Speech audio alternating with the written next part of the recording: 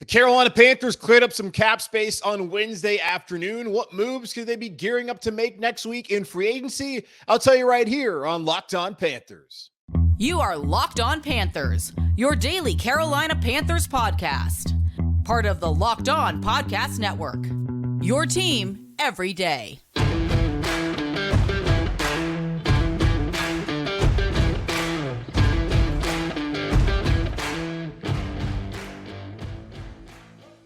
Welcome into another edition of the Locked On Panthers podcast, a part of the Locked On Podcast Network. I'm your host, as always, Julian Council, talking Carolina Panthers with you every Monday, Tuesday, Wednesday, Thursday, and Friday. Your team every day. That is our motto here on the Locked On Podcast Network. Make sure to watch our show and subscribe to our show over on our Locked On Panthers YouTube channel. You can also listen to the podcast free and available wherever you listen to all your favorite podcasts. Just be sure to rate, review, and subscribe so you never miss a single edition of the show. And be sure to follow me, Julian Council, on Twitter at Julian Council, where on Fridays, and by the way, tomorrow's Friday, I answer your weekly Friday mailbag questions right here on Locked On Panthers, and free agency starts next week, y'all. So get those questions in by either adding me or DMing me on Twitter at Julian Council. This episode of Locked On Panthers is brought to you by FanDuel Sportsbook, official sportsbook of the NFL. Make every moment more. Visit FanDuel.com/LockedOn today to get started. All right, the Carolina Panthers are gearing up for free agency next week on Monday. The legal tampering period begins, really the legal negotiating period, but we love the oxymoron of legal tampering period going on Monday, where the Carolina Panthers will first announce some big-time deals that won't be official until Wednesday, March 15th at 4 p.m. when the new league year starts in the NFL. And fingers crossed that the Carolina Panthers go out there and bring back Bradley Bozeman and also sign a new tight end on Monday, maybe before Monday they bring back Bradley Bozeman. I forget whether he's able to sign a new deal or not, if it's already past the deadline. Either way, fingers crossed they're able to get that done and bring in some new weapons for a potential rookie quarterback here in Carolina. But before they do that, the Carolina Panthers need to clear up some cap space, because early Wednesday morning, they were still $3 million over the salary cap heading into next Wednesday, but they've cleared it up by going out there and restructuring the deal for franchise right tackle Taylor Moton for the second straight offseason. Last year, they did it after he signed a 5-year, $85 million deal ahead of the 2021 season. Was fantastic in 2021, was fantastic again in 2022, where honestly, did you hear that much from Moton? No, that is a good thing. When you hear the offensive lineman's name a lot, that means they're not very good. Remember, Pat Elflein, Matt Khalil, all of those turnstiles that we had the last couple of years at guard and at left tackle.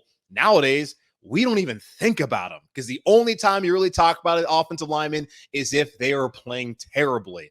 And that has not happened at any point in Taylor Moton's career, which is why he was handsomely rewarded prior to the 2021 season with that 5-year, $85 million deal. And he continues to get more money and to be able to secure his future here in Carolina longer by the second straight offseason. The Carolina Panthers going out there and restructuring his deal to open up cap space to add to this roster, as new head coach Frank Reich is here with one of the better staffs in the National Football League, and the hope that the Carolina Panthers can finally take control of the NFC South in 2023 and beyond. Now, Moton's cap hit for 2023 was set to be $24.5 million. One of the top 3 cap hits on this team, along with Shaq Thompson and DJ Moore. The Carolina Panthers went with a traditional restructure, according to overthecap.com, which is going to save them $11.1 million.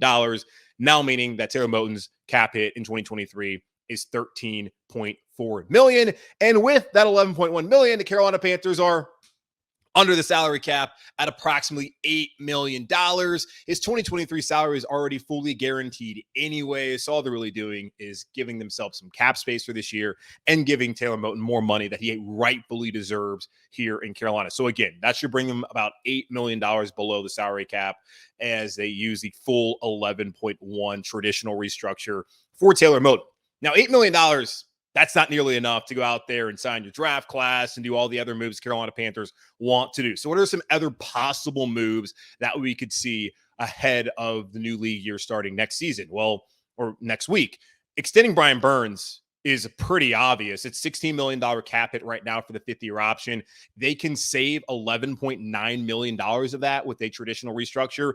DJ Moore is also one of the more logical ones. They just extended him last year. Why not go ahead, restructure your top wide receiver who has earned all of that money? And with a better quarterback, and really a quarterback for the first time in his career, we can finally get to see just how good DJ Moore actually is. Will that come this year with a rookie? Maybe not, but down the road, that certainly is the case. And the hope here in Carolina, they can save $12.7 million by restructuring DJ Moore with the traditional restructure. That gets Carolina Panthers to about $32 million below the salary cap with 3 moves, which is awesome because they're 3 players that you want. You want Moton here as long as possible. You want Burns here for as long as possible. And you certainly want DJ Moore on your roster. You're not going out there and restructuring players that you don't really want around, just to open up some cap space. You're restructuring franchise cornerstones by doing that. So about $32 million when you add in potential extension for Brian Burns and a potential restructure for DJ Moore and already the restructure for Taylor Moton.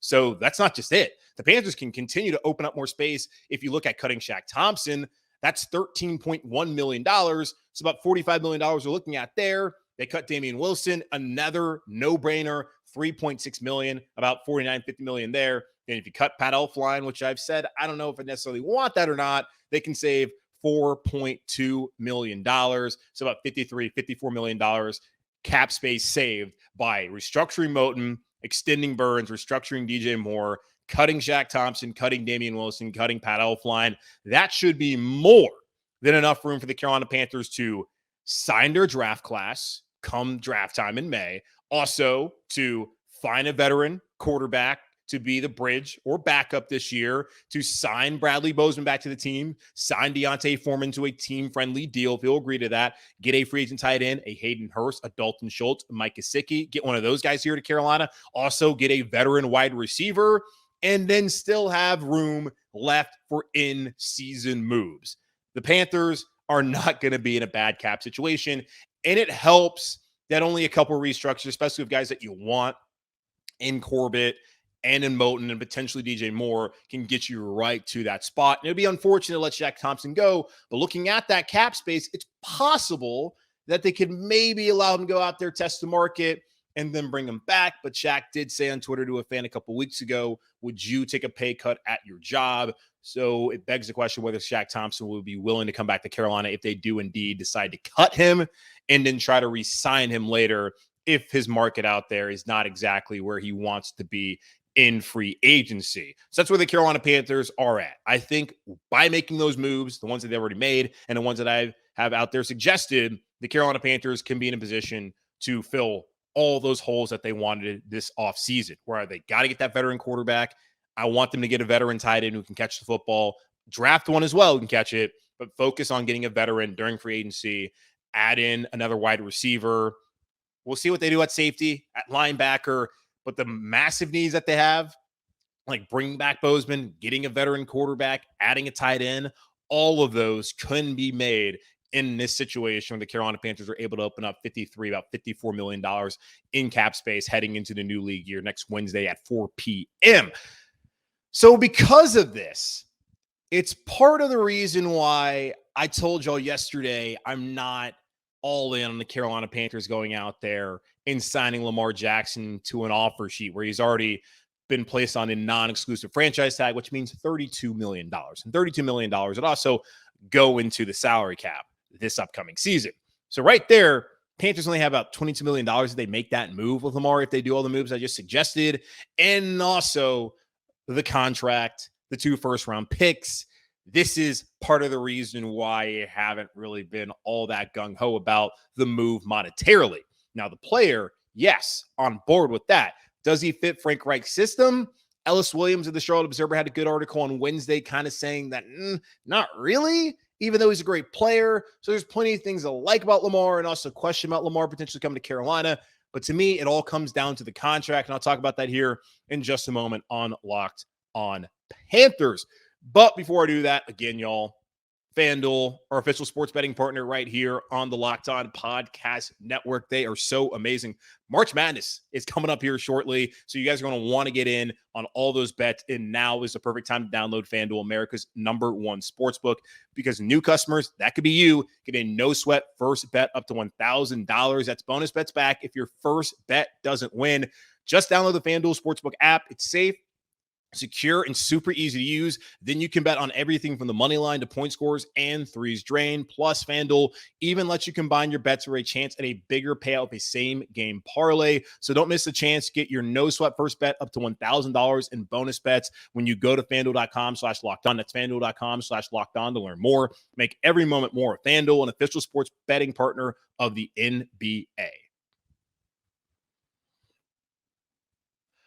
I haven't had a lot of you guys tweet at me, and I don't read the YouTube comments. I really don't know what people's reaction was to yesterday's show about me saying that the Panthers not being interested in Lamar Jackson was the right move for the franchise. I don't have a problem with Lamar, the player. He's awesome. It's just what it's going to cost to bring him here to Carolina by giving up your first-round picks this year and next year, then the contract demands that potentially he wants. It's a lot. And when you think about bringing back Bozeman and wanting to bring back Brian Burns, at least extend Brian Burns and all the other moves that you would want to make, it's hard to have Lamar and get your pass catching tight end, which he's going to need when you look at the system he played in with Greg Roman as his offense coordinator there in Baltimore, Mark Andrews, and his reliance on him. And it's not like he had great wide receivers in Baltimore anyways, but still, there's just so much Panthers I think still need to do, and it can be hindered by getting Lamar. Now, if you have the quarterback, everything else around him, it matters. We know that because with Cam, the Panthers never put enough around Cam for them to consistently be to where they wanted to be as a Super Bowl contender. And it's still incredible to me, the players that Cam Newton was able to drag on an offense to a 15-1 regular season and a Super Bowl 50 loss to the Denver Broncos. We don't need to do that here in Carolina. Finally, with Scott Fitterer, you can see them actually attempting to put an offense around the quarterback. Now, the quarterbacks haven't been good in some of these offensive pieces like Terrace Marshall. Well, not really Terrace, but he hasn't emerged yet. But really, Robbie Anderson didn't really pan out outside that one season. At running back, they've been totally fine, whether McCaffrey's been healthy or he's been gone. When Mike Davis stepped in, Chuba Hubbard's had his moments. Deontay Foreman was excellent in his duty last year in the final 12 games of the season once they got rid of McCaffrey. Like, things were last 11 games after they got rid of McCaffrey. But either way, they being Scott Fitterer in the organization, are finally seeing that you got to put something around the quarterback. And Scott Fitterer's gone out there and said that he doesn't feel like they need to have that A1 guy. They don't need to have that elite quarterback in order to compete for a Super Bowl. In the NFC, that's probably true. It's just when you get there to Super Bowl, in the Super Bowl, and you face, Patrick Mahomes or Joe Burrow, maybe Josh Allen one day, Deshaun Watson maybe with the Browns, if he can perform a miracle, Justin Herbert, you're going to need that guy. And Jalen Hurts was definitely up to the challenge in that game against the Chiefs back in the Super Bowl a couple of weeks ago. The Panthers, I think, would rather have that guy, but they have someone who's just good enough and they can build around him, then things are good, which is part of the reason why I don't think the Carolina Panthers are all that interested in Lamar Jackson. It comes down to the money, y'all. 2023 first-round pick, okay, whatever, you got Lamar Jackson. 2024, okay, whatever, you got Lamar Jackson. But what are you missing out on by bringing in Lamar Jackson? And think back to last year when Deshaun Watson went out there and signed that 5-year, $230 million fully guaranteed contract with Cleveland. He wanted the same thing in Atlanta and in Carolina and New Orleans. And the Panthers, David Tepper, the owner here, decided, you know what? We're good. I'm not trying to give you guarantees for your third, fourth year because I don't know what's going on legally with you. Yeah, we're doing our due diligence, but I don't really know what else is out there and whether there's going to be more problems and how long your suspension is going to be, if there was going to be a suspension at all. I'm not quite trying to sign up for all that. The talent, yes, but the other issues and all of that junk, I'm good. So he decided not to give him that money. Also, fast forward and even backtrack a little bit to earlier this week with Derek Carr, they weren't trying to give him $35 million a year. He ended up getting, 37.5 in New Orleans, and it's really a 2-year deal for the Saints. He can get out of it after 2024, which is, hey, good for them, whatever. But still, for me, yeah, I also wouldn't want to give Derek Carr that, but that's just what the salary demanded. So they didn't want to meet the salary demands for Deshaun Watson, which is something the entire NFL ownership group hates because they don't want to give out fully guaranteed contracts of that magnitude. Now, Kirk Cousins has gotten that, but not nearly to the amount that Deshaun Watson got from Cleveland. And the owners are clearly upset by that. And you have to wonder if Lamar Jackson now, if he does truly want a fully guaranteed contract, is going to be kind of the victim in all of this, because he's not allowed to get that because the owners are deciding to collude together and say, no, we're good there. And the NFLPA has already come out and talked about how they feel the owners are going to try to, fight back and not allow these kind of contracts. And personally, I think every contract should be fully guaranteed, especially when you're putting your body on the line. Just the money is probably going to be a little bit lower with the salary cap. No idea how it works out. Lamar, whoever's out there, go get your money while you can. I'm with the millionaires, not with the billionaires. But as far as it pertains to this and the Panthers' unwillingness to bring Lamar, I think it's because the billionaire does not want to give that kind of money to really any quarterback who is just coming to Carolina. It's pretty clear to me that they just want a homegrown guy. And when you look at the last couple of moves that they made in the offseason, like had they tried to make or actually made, had they completed the trade for Matthew Stafford, they weren't going to have to pay Stafford a ton of money that first year in 2021. He went to the Rams and he won the Super Bowl, and then they gave him a big deal and immediately hurt his elbow. And you have to wonder, the Rams who are getting rid of a lot of players or having them on the trading block, they're probably regretting that move. It worked out. They got a Super Bowl and they traded a ton to get Stafford. So of course you pay him. But now it's like, damn, really wish we had that cap space when we weren't tied to this massive albatross quarterback deal with Matthew Stafford, who we don't know what his long-term health is. Carolina, had they brought Stafford here in 2021, they weren't going to have to pay him until after the season. And in the same light with Darnold, yes, they decided to exercise the 50-year option without even seeing him play. But again, when you break it down, $22 million over 2 years, 11 per year. Now, yes, it was 4 in 2021 and then 18, nearly $19 million this past fall. It was more of a bargain deal when you see how much a quarterback actually costs, even one of Derek Carr's caliber. And look at what Daniel Jones just got on Tuesday up in New York with the Giants. It's pricey, y'all, to bring in a quarterback, especially when you don't have another wide receiver you can depend on. You're not necessarily sure what your running back situation is going to be. You don't have a tight end that's even a threat in the pass game. You need maybe a new safety, probably a new linebacker to get rid of Shaq, and certainly another corner and something else on the defensive line. Like, there's still holes on this roster. It's not just plug and play and we're ready to go here. And it's never that simple because this is a salary cap league. But the last couple of years, they haven't had to worry about a big contract coming into this roster. It's clear to me that their preference is that they want a rookie on that wage scale. They want to build around him. And then if he turns out to be the right pick and the right guy and to go out there and win games and be the franchise, they will have no problem rewarding him. It will probably come at a cost to some of the players who help the quarterback get to the position where he can get paid. But the Panthers would have 4, maybe 5 years figured out. Now, really, 3 years, because you want to find out after that third year. And that's when we've been seeing guys like Patrick Mahomes, like Josh Allen. We're thinking Justin Herbert and Joe Burrow this offseason. After that third year, that's when they're deciding to give them that money, where that's when you would exercise a 5th-year option, or you'd give them the big time bonus or extension rather. You have about 3 years. With Lamar, you don't get that period of time to figure it out.